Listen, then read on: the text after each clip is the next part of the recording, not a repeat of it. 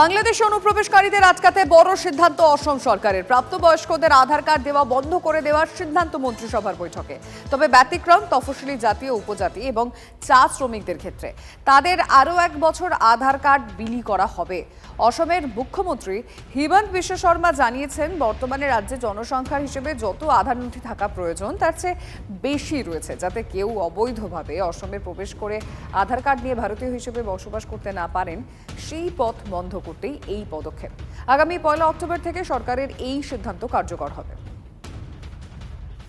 আর একবার আপনাদের জানিয়ে রাখতে চাইব, বাংলাদেশে অনুপ্রবেশকারীদের আটকাতে বড় সিদ্ধান্ত নিল অসম সরকার। প্রাপ্তবয়স্কদের আধার কার্ড দেওয়া বন্ধ করে দেওয়ার সিদ্ধান্ত মন্ত্রিসভার বৈঠকে। তবে এক্ষেত্রে কিছু ব্যতিক্রম রয়েছে, যেমন তফসিলি জাতি ও উপজাতি চা শ্রমিকদের ক্ষেত্রে তাদের আরও 1 বছর আধার কার্ড বিলি করা হবে।